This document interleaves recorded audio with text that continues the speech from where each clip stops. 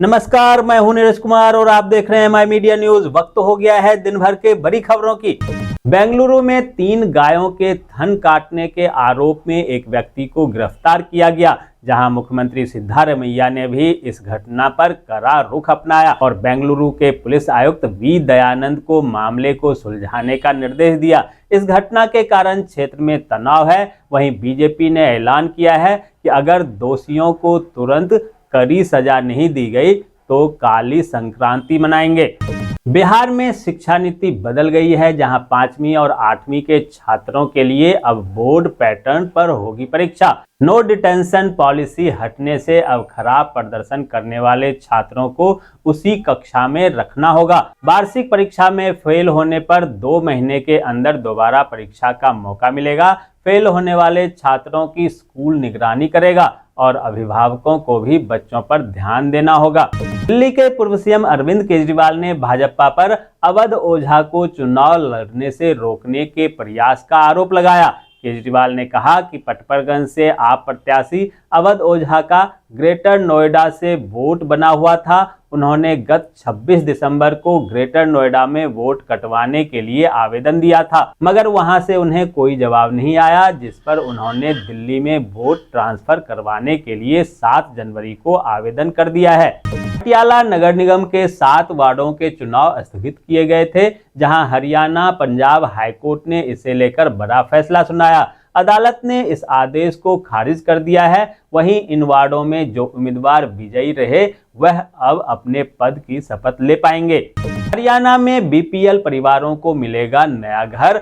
Corona काल के बाद पहली बार खुला पोर्टल। बता दें कि प्रधानमंत्री आवास योजना के तहत पात्र परिवारों को 2.5 लाख रुपए की आर्थिक सहायता दी जाएगी।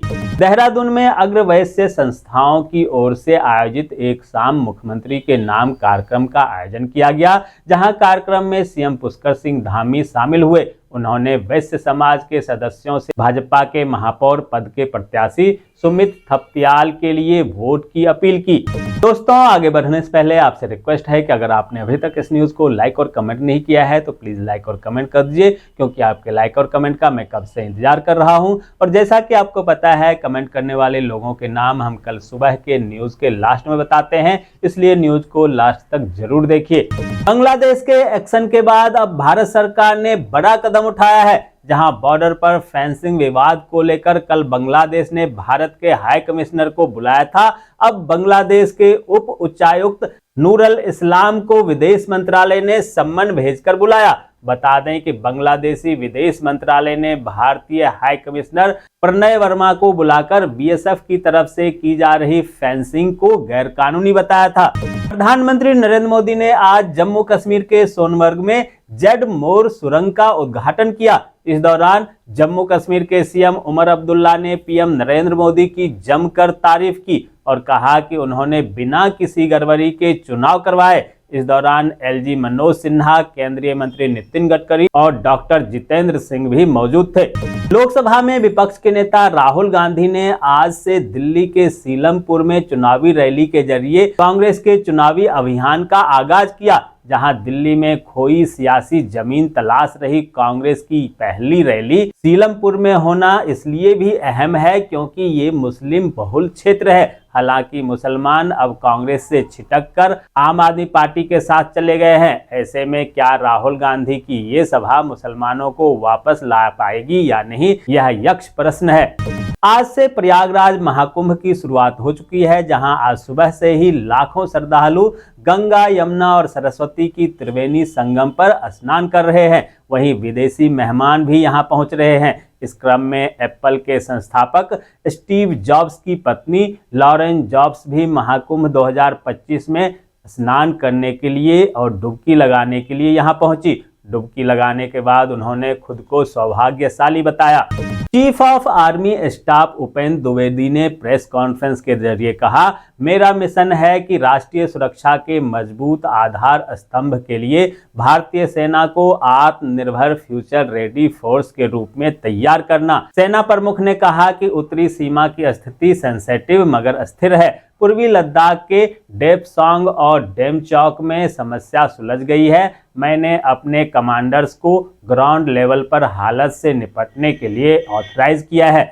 गुजरात के जामनगर में सरकार ने बड़ा एक्शन लिया, जहां पीरोटन द्वीप पर लगभग 4000 वर्ग फीट में फैले अवैध अतिक्रमण पर अधिकारियों ने बुलडोजर कार्रवाई की। गुजरात के गृह मंत्री हर्ष सांघवी ने कहा कि यह कदम राष्ट्रीय सुरक्षा और क्षेत्र के समुद्री पारिस्थितिकी तंत्र की रक्षा के लिए उठाया गया है।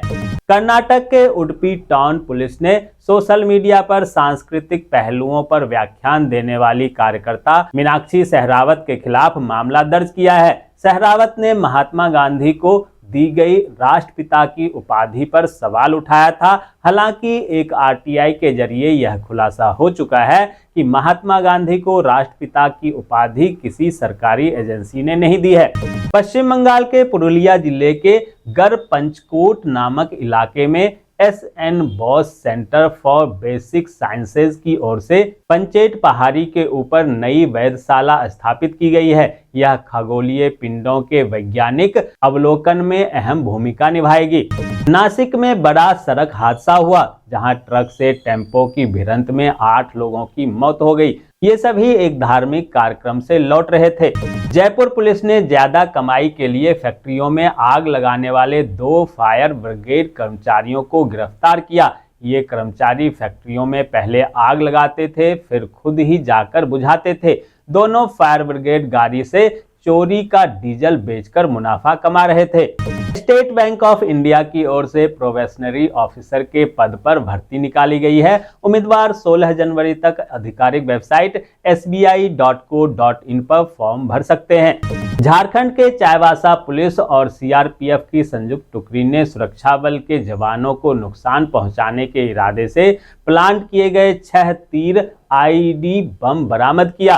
गौरतलब है कि नक्सलियों ने जवानों को नुकसान पहुंचाने के लिए यह नया तरीका निकाला था। छत्तीसगढ़ के बीजापुर में आज सुरक्षा बलों और नक्सलियों के बीच मुठभेड़ हुई। इस मुठभेड़ में जवानों ने 5 नक्सलियों को मार गिराया।